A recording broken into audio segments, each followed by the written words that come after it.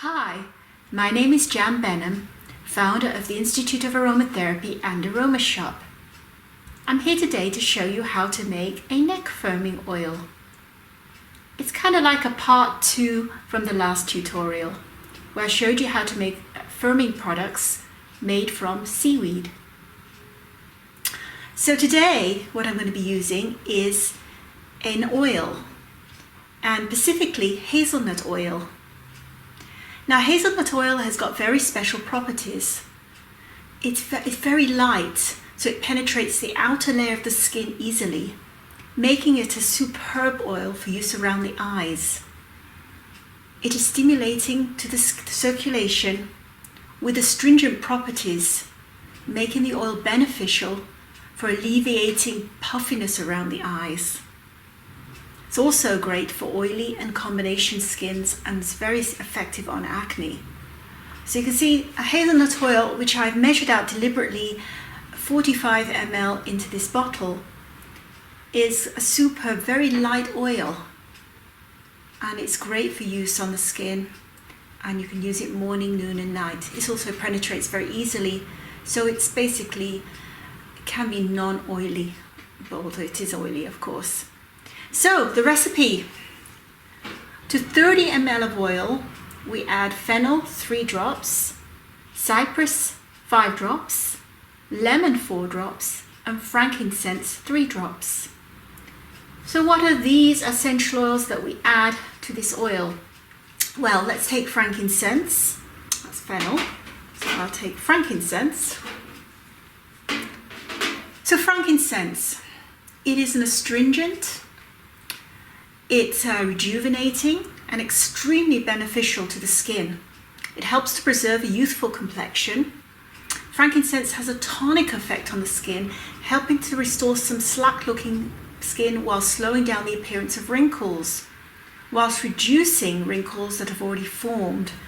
So this is my #1 product that I use in my firming products and my anti-aging creams, or age-defying creams is another good term to use. Then we have fennel. Now, we didn't use fennel in the last product we make. So fennel basically, it tones and helps to keep wrinkles at bay. It's also helpful for sluggish grey skin, and it can also help to detox the skin. It also helps detox the body as well. Lemon. Here is lemon. Lemon helps with problems of excess oil and acne. But its important use is its ability to tighten and stimulate the skin. It stimulates the lymphatic circulation, which helps conditions such as cellulite and water retention. So again, that's why I tend to like to use it for under-eye puffiness. And then we have Cypress. It smooths and tightens the skin. It's particularly useful for firming the skin on the neck and around the eyes. That, as I said before, this is fennel I'm showing you. This is cypress. So again, you've got to be very careful with all these essential oils. They can irritate the skin if used as they are neat. So they do have to be diluted down. It's usually in a bottle. It's anywhere from between 15 to 30 drops is the therapeutic dosage to go into 50 ml of oil. So it's 15 to 30 drops maximum of essential oil to be added to a carrier oil such as the hazelnut oil or grapeseed oil, or a cream or a lotion. Another thing is to make sure that your carrier oil is basically cold pressed. So you want it to be the best possible grade that you can get. Now, just one little thing that's not in your recipe, but you could always add to it, but it is very expensive, is neroli. Neroli is also known as orange blossom and extracted from the blossoms of the bitter orange tree. And it's particularly of value in skincare, for it has certain property of stimulating the growth of healthy new cells and has a lot of rejuvenating effects. It's also great for all skin types, but especially good for dry and sensitive skins. So you could also add a drop of neroli to your blend as well. So simply all that you do here is you add your drops to your oil. So this is this is 45 ml, so it's a little bit more oil than I called for in the recipe. So if we drop a little extra drop in there, it's not going to be bad. That's 3 drops, 4 drops went in there of frankincense.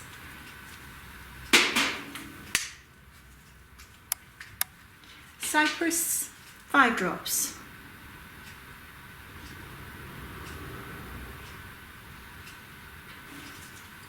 And again, there were 6 drops in there. Then we have fennel, which is 3 drops.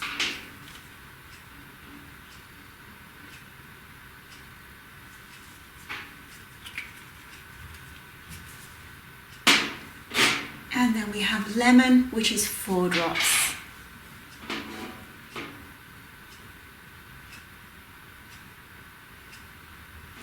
And because I'm going to treat myself today, I'm going to add 1 drop of neroli.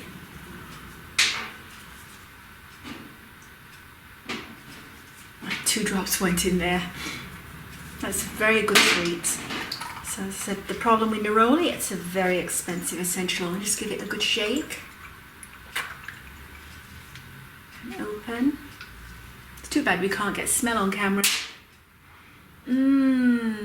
Beautiful, beautiful, beautiful. I look forward to using that later on today. So that's a very simple way of how we mix up essential oils into oil, and that's the way aromatherapists will mix up when they are giving a massage to you. And we will go through different recipes on a weekly basis, and we will talk about different essential oils as we go along.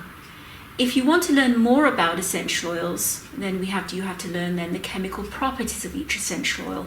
And this gives you then the insight to what each essential oil does. So knowing, for example, how many ketones, what percentage of ketones there might be, or esters, or aldehydes, or alcohols. These are all chemicals that are within an essential oil. And it's not, when we talk about alcohols, we're not talking about alcohol that you use for drinking. And so these are all inherent in these essential oils, and they all have their own unique properties. So I'm going to slowly educate and bring these into my tutorial, these different essential oils, and we're going to slowly add new essential oils, not new ones, but different ones as well. So this is, as I said, really more of a part 2 from the last tutorial. And on the next tutorial, I'm going to be talking about the making of lotions and creams with different emulsifiers. So the use, because there's many different emulsifiers out there. So we're going to touch on 3 main emulsifiers on the next tutorial. So thank you for listening. I look forward to the next podcast.